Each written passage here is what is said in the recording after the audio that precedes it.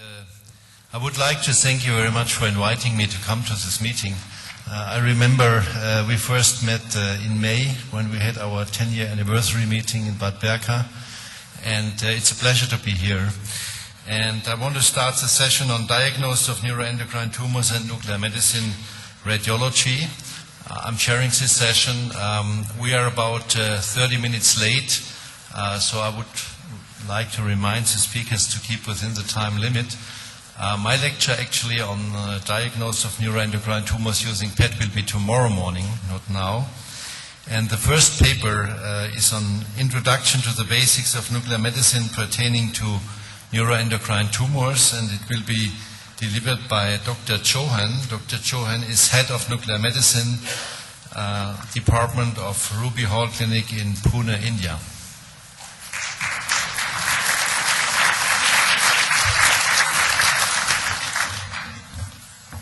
Thank you very much, Dr. Richard Baum, and I'm really immensely thankful to Mrs. Maureen Coleman.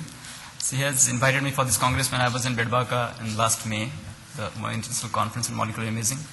And not only that, she also helped me out when I was having a little bit teething problem in the visa processing that was a little delayed, and she enhanced it by sending a mail to the embassy.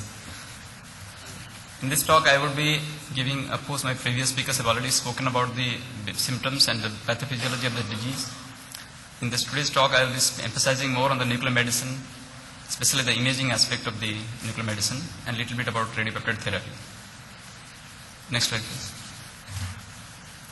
Next slide, please. Well, neuroendocrine tumors are a family of related tumors which are originating. Initially, that was thought that it will from a neural-based origin, and now we know it is from pluripotent stem cells. And that was first described as apodomas because they have a special, they normally take up the amine precursors and decarbonylate them and produce the peptides which in excessive amount cause these symptoms. Next please. Next please. These tumors develop either sporadically or they may be part of the endocrine inherited syndrome like MEN1, MEN2. Or these particular tumors, because they produce excessive peptides, which are mostly causing the symptoms, they were initially named as epidomas. Now we are they've been told that they are now carcinoid tumors and neuroendocrine tumors. Next please. This is the history of this carcinoid tumor. We have already known that way back in 1907 it was described, and it was, the functional nature was also known in 1838. Next please. This is the timeline which says the evolution, since the evolution in over last 6 decades, the journey through this, the tumor, this evaluation of the tumor and its treatment has taken place. Next please. Next please. They are relatively rare tumors compared to the other tumors, and because of the rarity, we must be very suspicious at the time the patient presents to the clinician. Most of the cases that I see in my practice, that patients come late in the phase, and they are mostly, by the time they come, they are already having metastatic disease. And the more delayed the image is, the further the delay that has taken place, the more the problem, because the prognosis also will be worse. And these tumors are a variety of tumors which encompasses a carcinoid tumor, gastropancreatic tumors, medullary carcinoma of thyroid, paragangliomas, pheochromocytomas. In my later slides, I will show most of these patients and their images. Next, please. Because these tumors they secrete some substances which are, in case of carcinoid, they are serotonin. In case of insulinoma, they are insulin, and most of these tumors have chromogranin A, which is a tumor marker, and that chromogranin A, if it is elevated, you can also have an indirect assessment about the tumor burden. Next, please. They are rare tumors. The incidence, as I know, is 1 to 2 per million, and the prevalence rate is very high because the survival is very long. Next, please. Because the diversity of the nature of the tumor, I showed that slide which as diverse as these Indian dances that you see in the slide. Next please. they are normally silent until they are metastatic. And because the patient already, once they are symptomatic and they have metastasis, the disease becomes inoperable. 60% of the patients are asymptomatic at presentation. So that's the biggest problem. Even with larger tumors, it may be missed for many, many years. I have seen in my practice also many patients who come to me are having a late presentation. By the time we see the tumor is very big and also having secondaries in various organs, including liver, including bones, and several other areas. Next, please. Well, these are the biochemical analysis, which my previous speakers have already talked. And then, of course, after the imaging, the next step would be the biopsy. Next, please. They have been classified by World Health Organization into broadly two kinds, which are functional or non-functional.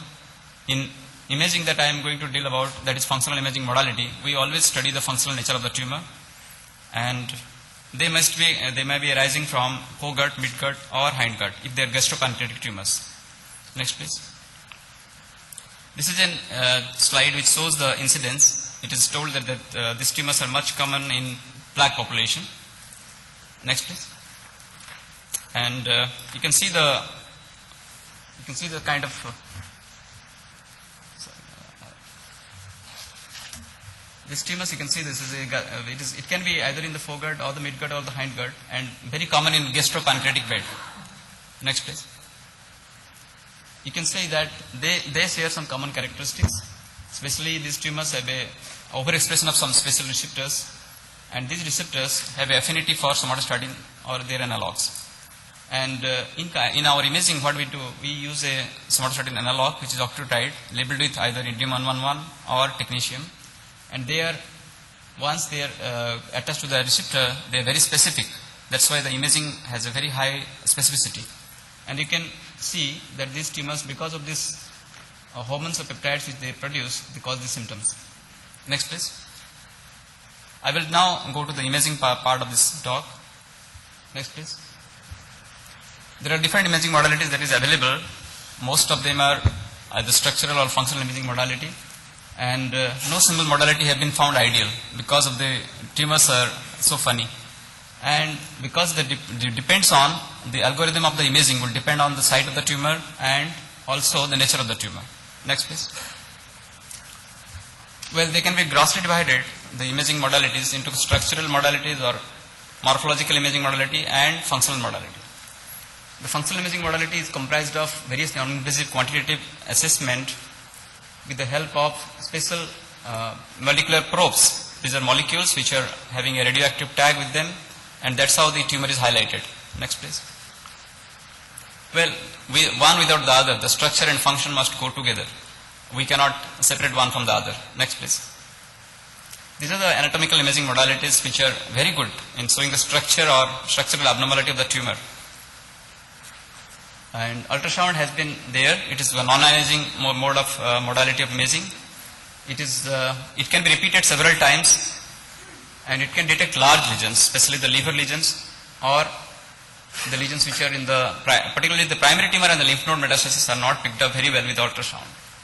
But with the help of endoscopic ultrasound, you may be able to see better the lesions like gastropancreatic tumors. Next, please. And CT scan, of course, has got a finest resolution. We can now see the tumors as sub-centimeter tumors also are visible. And they are very good for detecting some of the liver metastasis, the lung metastasis. But again, for the detection of the primary tumor, unless the tumor is very large, the CT scan may miss the lesion. Next, please. MRI is excellent. It is one of the best techniques that we can think of in neurological diseases and several other diseases where it can go to much higher resolution. But it is not possible that you can do a whole body scanning, which is important for such kind of diverse presentation in these tumors. The whole body scan is very important, which may not be possible with MRI. Now, coming to functional imaging modalities, we are having the variety of scans. It starts from the planar imaging, that is called gamma scan, the SPECT imaging, and the PET imaging. Now, with this fusion imaging, era of fusion imaging, we are having SPECT CT and PET CT, and also we have intraoperative probes, which may be able to give a minimal invasive surgery in such tumors. Next, please. So in nuclear medicine, what we use radioactive isotopes, which are labeled with a molecule. That's why the molecule works as a molecular probe. and you can identify the disease. Not only that, you can stage the disease, and you can also assess whether this disease is possible to be treated by the same substance, these molecules, tagged with a beta emitting isotope. Next please. The two modalities that I have already talked, they are SPECT and PATE.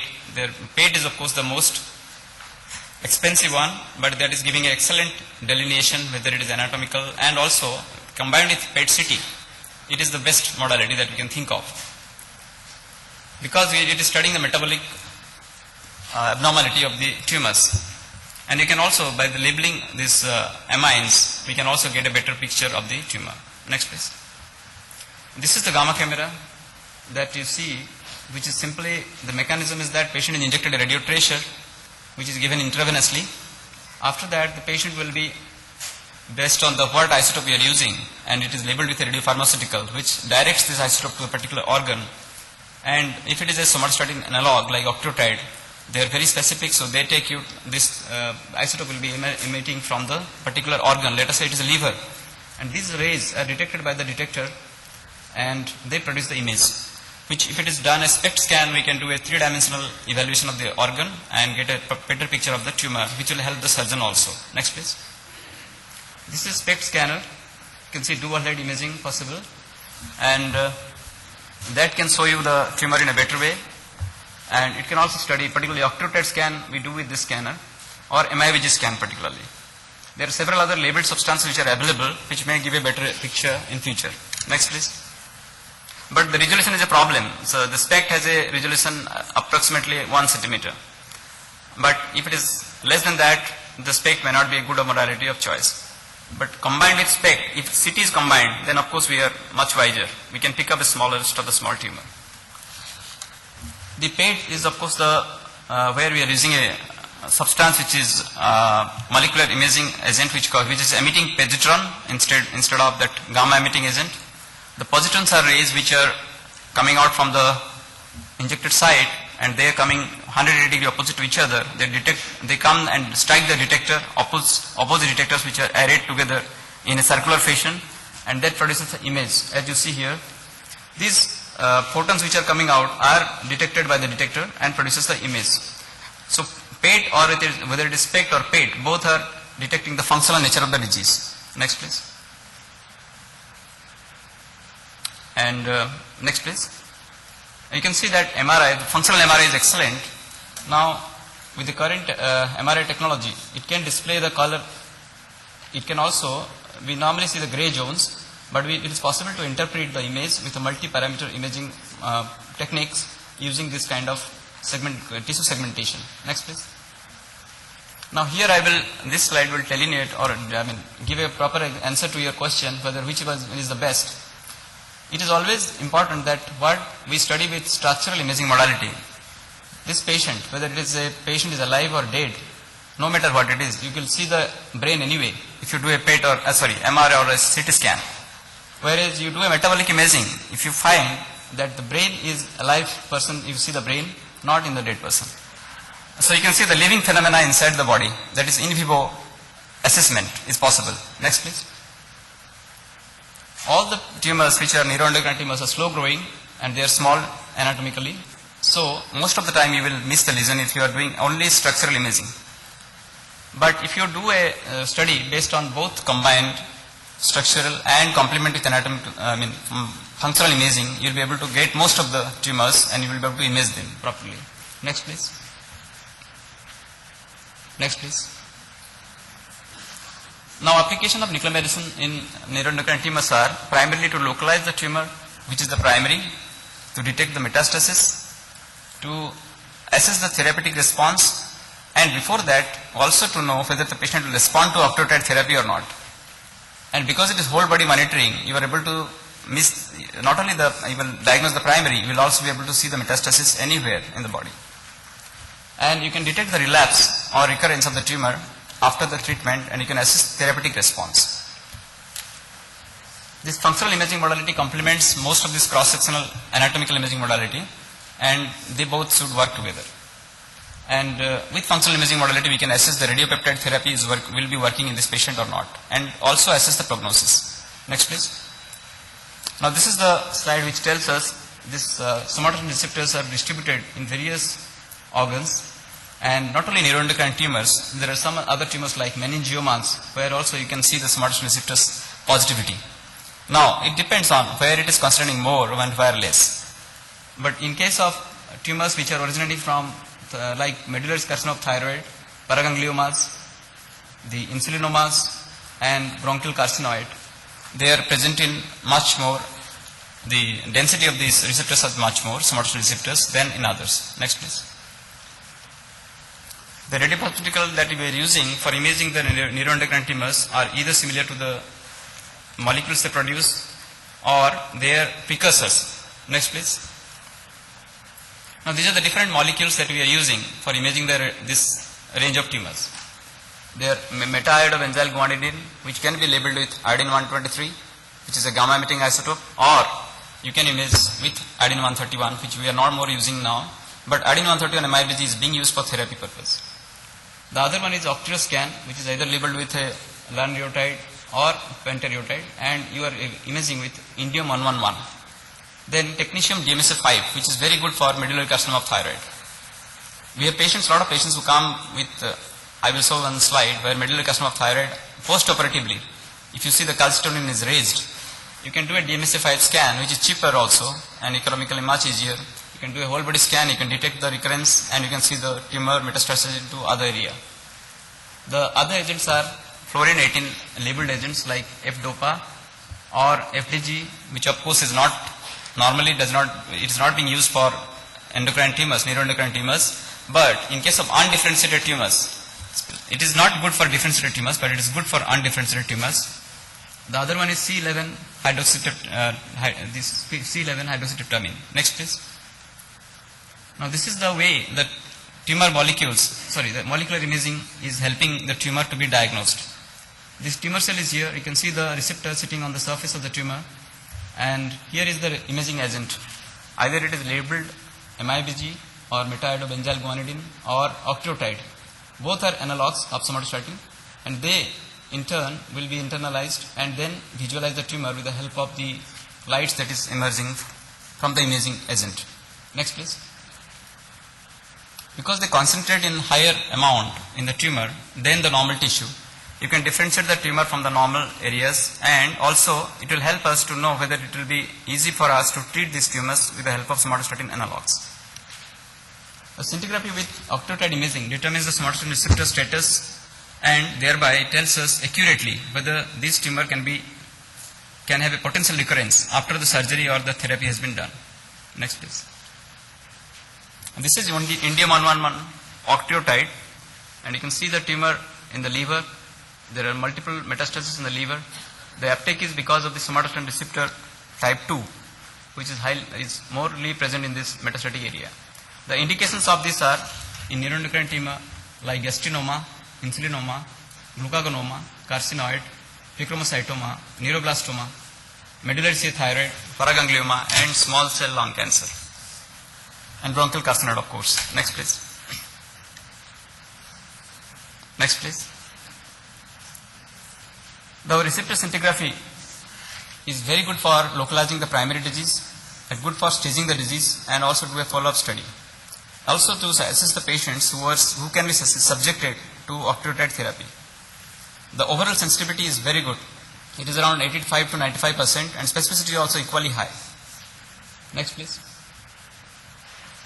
This MIBG or meta-iodobenzyl guanidine was introduced in 1981 as a tumor imaging agent. It is an analog of non-epinephrine, and it is concentrated by very intensely by the tumors which are secreting these metanephrines, especially the pheochromocytomas. And it is especially useful when other methods fail. Especially some patients may not have ability for octreotide.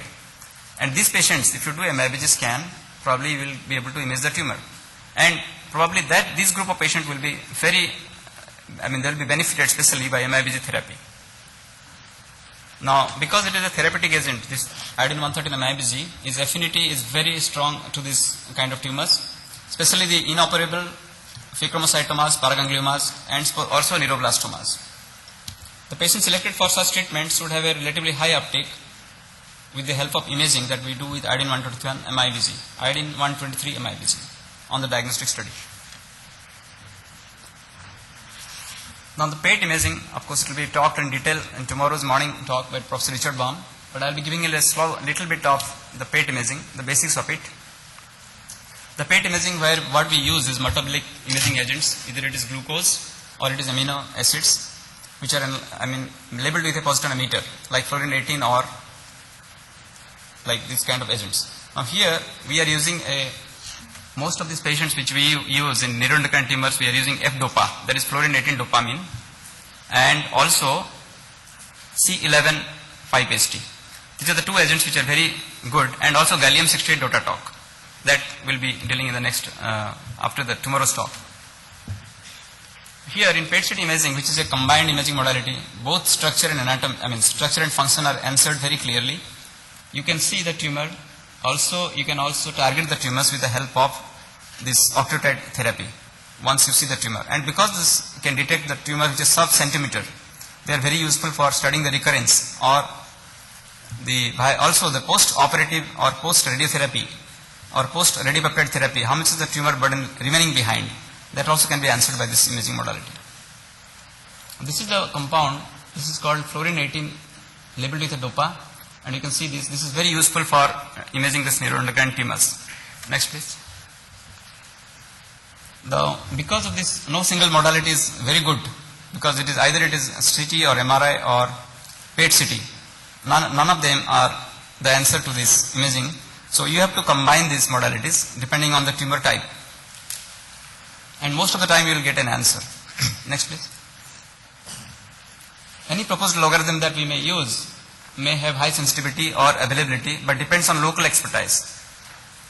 The whole body imaging is an advantage for somatostatin receptors scintigraphy, and it can be detected, it can be helpful to detect the tumor and diagnose the recurrence. Next please. I will be talking a little bit about the therapy aspect. The radiopeptide therapy is now one of the commonest modality that we are using in nuclear medicine, especially neuroendocrine tumors. And this is internal radiotherapy, we can call it, in comparison to the external radiotherapy that you may all know, that is external beam radiotherapy. Here we are injecting a tracer, which is substance is bind to a beta emitting isotope, and because it is a beta emitting, it has a therapeutic potential. And apart from that, we also use microsphere therapy in liver cancer, especially lipidol and other agents. Next please. Now here it will tell us how this radiopeptide therapy helps the tumor to be treated. You can see this is the biological tracer.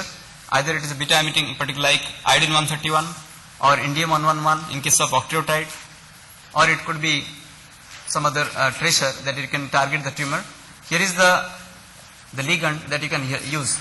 Sorry, this is the other way. This is the isotope that you are using, the radioactive isotope, and this is the tracer.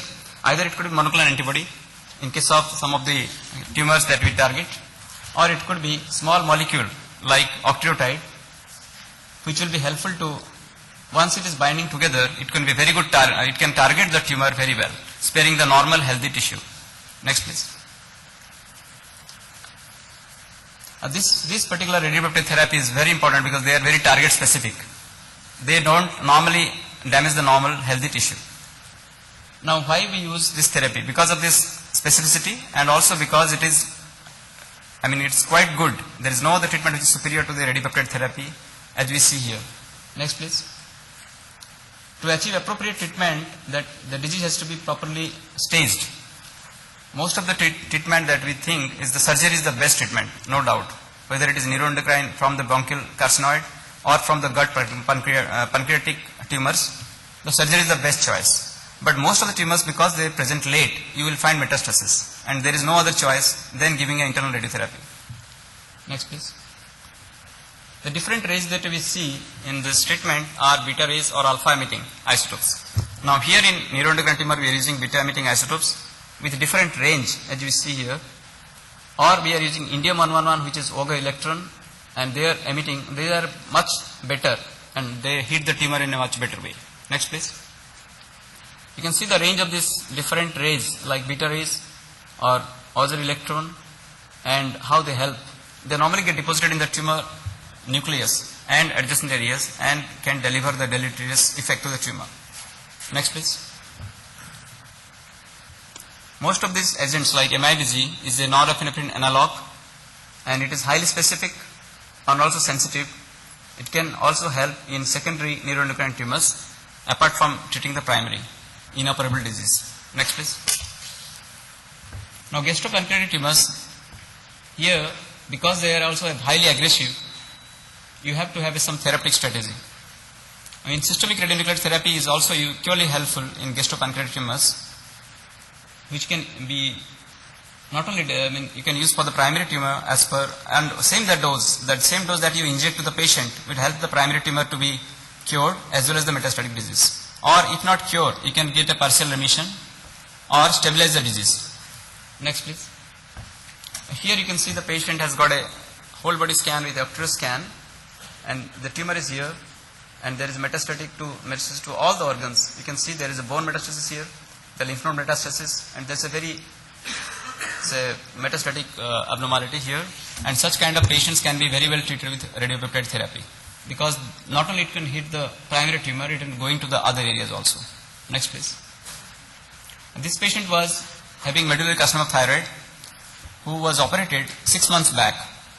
Later on he came for a follow-up to the clinic, and it was found that calcitonin is high. Now the physician wanted that let us know what is the cause. We did an MIBG scan, octreotide scan, and you can see the tumor here. It is in the mediastinum. Very well seen. It's quite a bulky disease. The patient was not willing for surgery, so the surgeon was thinking that we can remove it. Patient was not ready for that. So patient is on somatostatin analog therapy, octreotide therapy. Next please.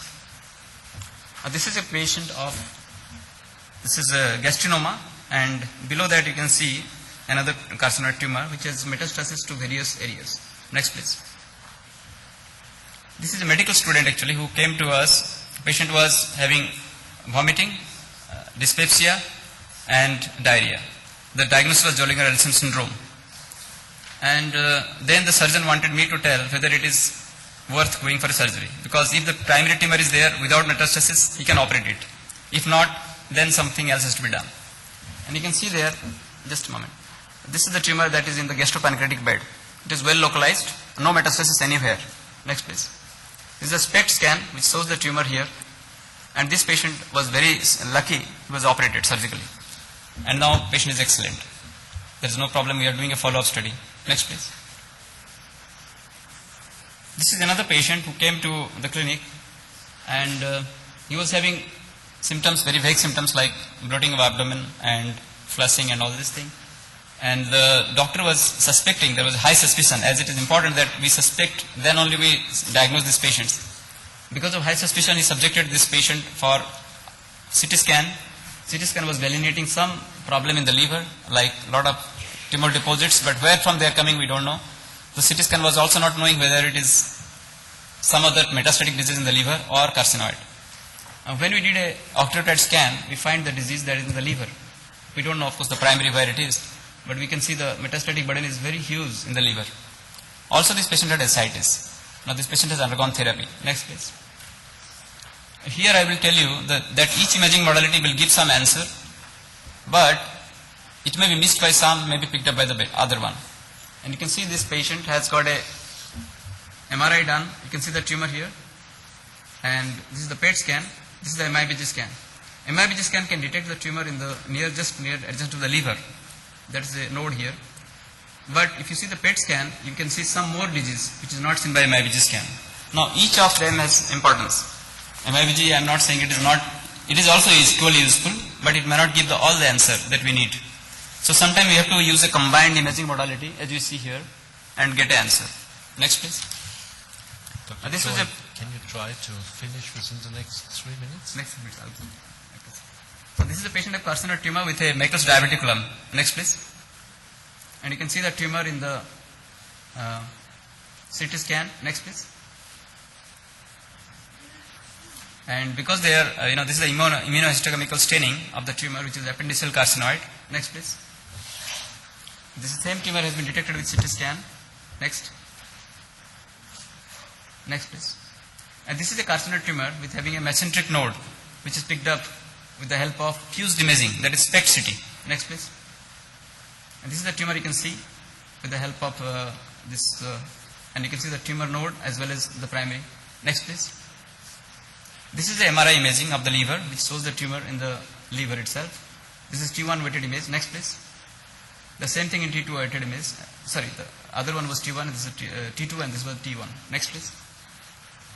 Here is a comparison of different modality which I will not be able to, I think because of shortage of time, but I will just give a short summary that this combined imaging modality like F-DOPA or somatostatin receptor imaging can help you to reach a diagnosis which may be missed by one and picked up by the other. Next please. The same kind of thing. Next please. Here also you can see the liver metastasis with the other lymph node metastasis. Next please. Next please. This is the MR of the gastropancreatic tumor. Next please. This is a fused study, the SPECT study with octreotide. Next please. And here you have got a MR scan fused with SPECT scan. The fusion studies helped a lot because you can delineate the tumor and also know whether it is metastatic. Next please. Here it is a very unusual presentation. Patient had a periprostatic carcinoma and that is neuroendocrine tumor. Next please. This is the use of FDG PET and gallium imaging. Gallium octreotide imaging. You can see the FDG PET not able to diagnose the tumor in the liver as beautifully as that of octreotide PET imaging. Next please. This is a diagnostic algorithm we follow in our hospital and also some of the hospital may be following it. Next please. And here this is a algorithm we follow for recurrence evaluation and for post-therapy assessment of the tumor. Next please. To summarize, the imaging is playing a central role in diagnosis of neuroendocrine tumor as you see here, and it is not one imaging alone. We have to combine the functional and structural imaging modality to reach an answer, because both combined together can give a better surveillance of the disease and stage the disease and also know whether it is operable or inoperable. Next please. The efficacy of different treatment can be further enhanced with the help of radiosensitizers and new molecules that will be coming through. Next please. All this has to be based on the molecular understanding of the disease. Thank you very much for your patient hearing.